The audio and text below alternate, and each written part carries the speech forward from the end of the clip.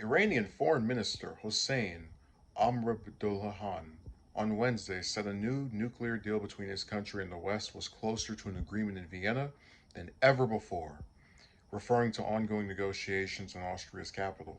Speaking to reporters in Damascus, Syria, Amr-Abdollahian said negotiators were closing in on revising the 2015 nuclear deal known as the Joint Comprehensive Plan of Action, which former President Trump scrapped in 2018. If the U.S. acts pragmatically, we are ready to have foreign ministers of countries belonging to the nuclear deal's joint commission gather in Vienna to finalize the agreement, the foreign minister said, according to Reuters. We believe that today we are closer to an agreement in Vienna than ever before. Negotiations on restarting the JCPOA have been ongoing for the better part of a year since President Biden took office with the goal to resume the nuclear deal that began when he was vice president. For weeks, negotiations in Vienna have hinted that a new deal is just around the corner with only a few kinks left to work out.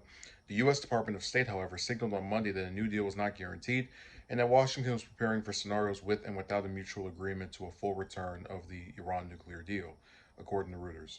The Russian invasion of Ukraine has thrown a wrench into the hammering out of a new deal. Some U.S. lawmakers are concerned that Russia could profit off the deal, estimating Russia could make 20 billion for building Iran's Bashir 2 and Bashir 3 nuclear power plants. But not making a new deal could be costly, as Iran has enriched 73.1 pounds of uranium up to 60% of fissile purity, which is an increase of 12.1 pounds since November. Highly enriched uranium is capable of nuclear weapons development. Earlier this month, Iran signaled it was willing to cooperate with the International Atomic Energy Agency regarding its nuclear developments. It's important to note that the IAEA was the same group that they worked with previously during the years that the Iran nuclear deal was in effect.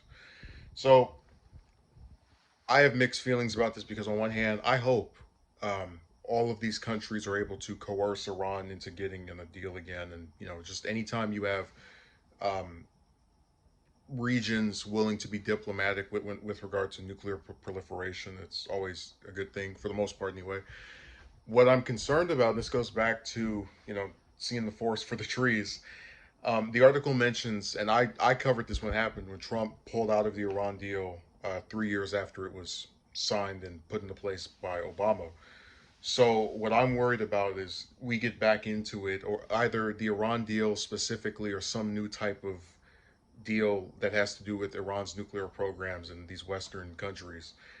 Um, and Biden gets us into this, and we're in it for the rest of his tenure, whether that's another 2 years. We don't know what's going to happen in 2024, or he gets another term, or some Democrat like Harris or whoever succeeds him, somebody that's like similar enough in his foreign policy view on Iran to safely keep it going.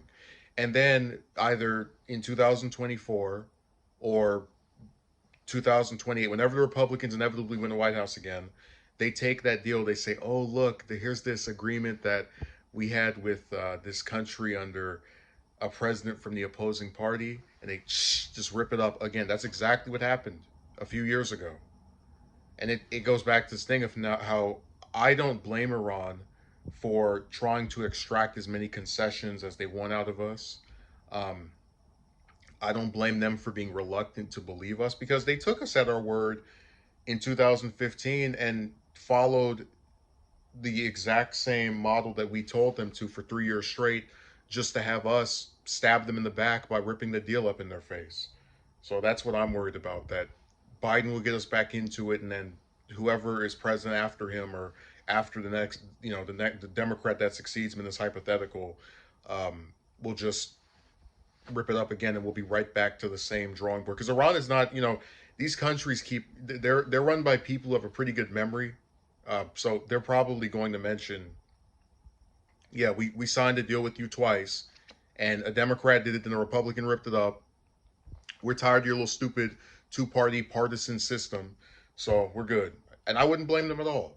And this is just what I believe, that we might get back into another one, but then you're gonna have to wonder, when's that one gonna get ripped up? And it's just really sad that the U.S. is run by people who have no.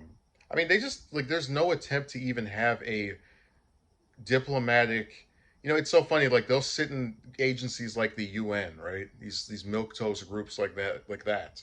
But then when they actually do something historic and world changing, they just tear it up. So hopefully it doesn't happen again, but it probably is going to, unfortunately.